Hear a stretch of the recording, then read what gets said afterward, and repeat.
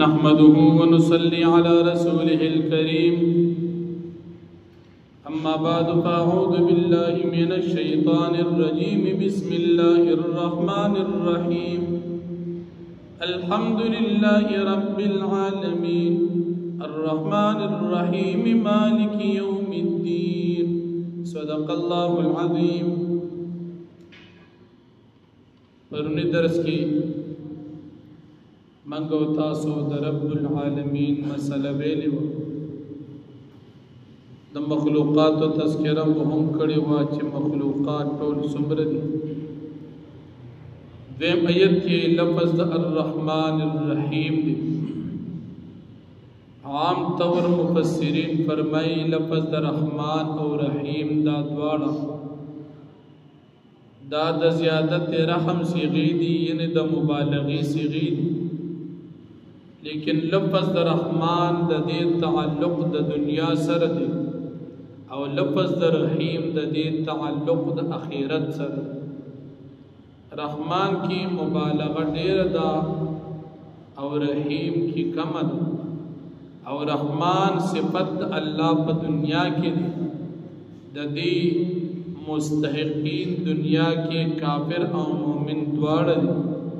الله پاک په مومنانو او په کافرانو په دواړو باندې دنیا کې مهربان دی. دواړو ته الله پاک خپل نعمتونه ورکوي، مومن ته ورکوي او کافر ته هم ورکوي. او دویم ورپسې الرحیم دی.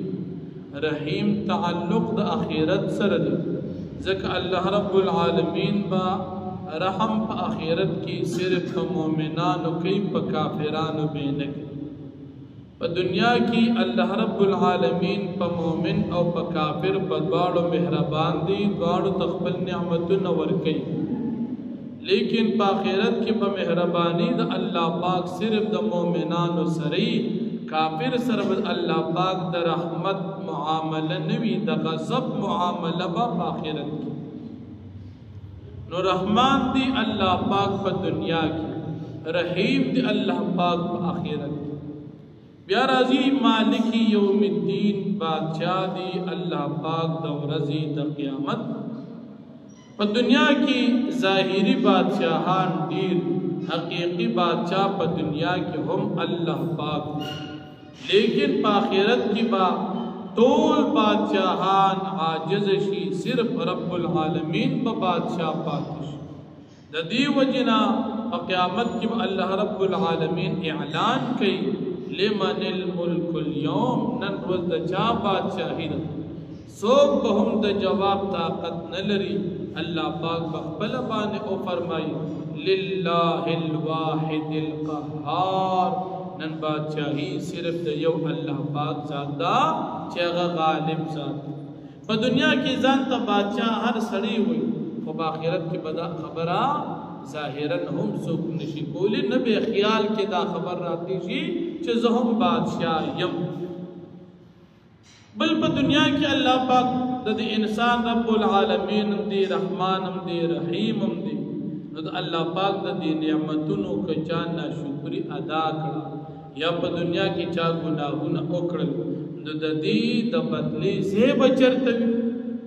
لکه اوس په دنیا کې نن کافر لګیا دی مسلمان باندې وخت په وخت ظلم کوي، نو خامخا د دې ظلم تپوس هم پکار دی. او هغې دپاره الله پاک ورځ مقرر کړه د قیامت ورځ. نو په قیامت کې به دا د دجال بچي الله رانیسي او دا به په جهنم کې اچي او مسلمانان به په دې باندې خوشحالي. یوم الدین الله پاک د دې دپاره ساتلی. په دنیا کې چې څه وشول د دې بدا دا به چرته دا په قیامت. بیا الله رب العالمین دریم آیت نبات څلورم آیت کې ایاک نعبد و ایاک نستعین ذکر کې دا الله رب العالمین صفات کو بیان شو. او موږ او تاسو به چې د یو ذات صفات بیان شي، نو بیا خامخا خلک جذبه کې راشي چې د ذات سره ملاقات پکار دی، چې د دومره ښکلي صفتونو بادشاہ. نو د هغه دپاره د ملاقات موږ او تاسو څلور خبرې کړې وي چې یو به ځان سره د لارې توښه واخلي، او بیا به د لارې سورلي والي او بیا به د لارې ملګري واخلي او بیا به د دشمنانو پہچانو کې ځان به وساتي. نو صفتونه د الله خو بیان شو، نو دا خو ډېر لوی بادشاه دی، د سره ملاقات پکار، نو هغې دپاره توښه پکار ده. تو په لاره باندې ځي نو سب استعمال هغه توښه ایاک نعبدو ده، الله موږ ستا عبادت کوو، دا زموږ ستا سره د ملاقات دپاره توښه ده. بنده د الله عبادت کی نو دا دی الله سره د ملاقات توښه اخلي. عبادت څه ته ویلی شي؟ اقصى غایت التعظیم، انتهایی درجې د چا عزت کول سره د عقیدې نه دې ته ویلی شي عبادت. او دغه عبادت بیا دوه قسمونه غټ او بیا تقسیم په نور اقسامو کې مشته، عبادت بدنی یا عبادت مالی او یا مرکب د عبادت بدنی او مالی، دا درې قسمونه شو. او بیا بدنی کی مثال مونږ دی روزه ده، او په مالی کې لکه مثال زکات دی یا صدقۃ الفطر دی، او په مرکب کې لکه مثال جهاد او حج دی، په دې کې مال هم لګي او بدن پکې هم لګي. نو ایاک نعبدو، الله مونږ ستا ټول قسمونه عبادات کوو. بیا په دې ځای کې دا سړی چې کله مونځ کوي نو دی خو یوازې مونځ کوي، او د نعبدو معنی چې مونږ ستا عبادت کوو، یوازې به ویلو چې الله زه ستا عبادت کوو. نو علما فرمایي دا په طور عاجزي چې دا زما څه خپل کمال نه دی، الله پاک دا نور خلک هم ستا عبادت کوي، یوازې زه نه کوم، ډېر خلک یې. او یا په دې کې انسان خپل عجز ظاهري چې الله په دنیا کې ستا نه علاوه د عبادت بل څوک مستحق نشته، خو بعضې ناپوهان دي ستا عبادت نه کوي لکه کافر، او بعضې خلک ویني مسلمانان هغه ستا عبادت کوي. او یا د پاره د دې چې دا عبادت د شریک ډېر قبلېږي په نسبت د تنهایۍ، الله موږ ټول په شریک ستا عبادت کوو، نو د دې موږ د ټولو رب دی، نو زموږ د عبادتو تقبل. ایاک نعبدو، خاص تا عبادت کو، د بل چا عبادت نه کوو. نو عبادت به کولی شي صرف د یو الله، لکه موږ او تاسو چې کلمه وویلا لا اله نشته دی بل معبود یا بل د عبادت لایق، د عبادت لایق بل څوک نشته، داغی اقرار مون په الحمد کی کو ایاک نعبدو کی، یا الله مون صرف ستا عبادت کو، د بل چا عبادت نه. بیا چې کله انسان د عبادت کوي او د الله پاک سره د ملاقات دپاره توښه واخیسته، نو بیا سورلي پکار د مخکې مونږ او تاسو ویلو هغه سورلي و ایاک نستعین، الله ستا امداد به مونږ سره شامل حالي، بیا به تا سره زمونږ ملاقات کی. که د الله پاک سره د الله پاک امداد شامل حال نی، نو بیا به د الله جل شانه سره ملاقات ونشي. نو بنده بسوي ایاک نعبدو و ایاک نستعین، الله عبادت موږ صرف ستا کو او مدد هم صرف ستا نه غواړو. بیا استعانت لفظ ذکر شو، استعانت دا په پنځه قسمونه دي. مختصرا یو استعانت د غیر الله د داسې ذات نه امداد غوښتل چې هغه په خپله د خدای لایق وګڼي، لکه یو بت ته وي یا یو قبر ته وي یا یو پیر صاحب ته وي چې ستا نه امداد غواړم، اسباب نشته زما دا کار ته وکړه، دا شرک یو قسم.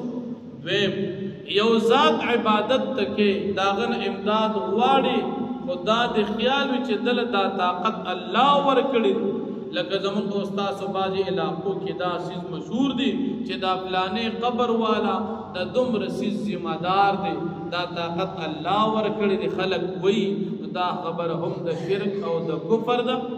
لکه زمونږ طرف ته یو زیارت دی، خلک وی دا د یو من دانې بیمار د هغې ذمہ دار دی، چا باندې دانه راخیږي که نو د یو من پورې دی ذمہ دار دی.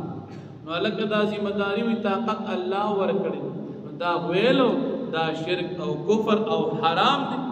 او دریم یو ذات مستقل د الله جل شانه په شان نه ګڼل، لیکن تاسو رویه ورسره کول لکه څنګه چې الله سره کېږي، لکه ته قبر والا بنده ګڼې او بیا هم ورته سجده کې، قبر والا بنده ګڼې لیکن بیا هم د الله جل شانه د حکم خلاف د هغه د قبر نه بچي غواړي، نو چې بنده دې وګڼو عاجز دې وګڼو نو بیا دې بچي سره غواړي یو طرف ته وي چې دا بنده محتاج دی بل طرف ته دې بچي غواړي دا دریم قسم هم حرام او شرک او سلورم قسم دا چې پاغي کې خدا صورتونه نوي لیکن ظاهرا دې معلومیږي وهم پکې دا راځي چې دې د غیر الله نه غواړي لکه تاسو په یاد باندې لګیاي او کله وی چې پلانې جن ترا مدد شه او پلانې فرشتي ترا مدد شه نو دا خدا ذکر چې دا جنات او فرشتي دا مستقل تا وګڼل او د الله نه امداد نه غواړي دا غي نه غواړي دا سلور صورتونه ناجائز دي او پنځم صورت دا چې د اسباب په دایره کې چا نسیز غواړي ډاکټر سے بیمار ما لکه علاج را لو کې خشم یا او جسه تور شل کې عمر اواله نو تاسو په اوبو کې دنه امداد وغوښتو او بمشتو لازم تو سړې مشته نو دا اسباب دایره کې دننا نو دا یو قسم جائز دي د اسباب په دایره کې او سلور قسمونه د اسباب د دایره نه بهر دا استعانت دا حرام صورتونه نن سبا چې د قبرونو سره دا خلک کمی لوبې کوي دا ټول حرام او ناروا قبر ته سجدي لګي قبر باندې تندي سولي د قبر غلاګونه خولي د قبر تحقیق خولي قبر سره یو شی راغشتي پزان مګي یا د قبر توي مال زوی راکا لور را لراکا بیمار مراد می پورا کا دا سيزونه کتی محتاج غني او کتی قادر غني په هر صورت کې دا حرام ځکه دا وختل به صرف د یو رب العالمین نکی او د اقرار تاب الحمد کې وکړو ایاک نستعين الله خاص تان امداد غواړو نو فرمایو الحمدلله رب العالمین طول صفتنا خاص الله دی چې رب العالمین دی الرحمن الرحیم چې عام مهربان دی او خاص مهربان دی مالک یوم الدین مالک د ورځې د قیامت دی ایاک نعبد خاص تا من عبادت کو او ایاک نستعین او خاص تا من امداد غواړو واخذ الحمدلله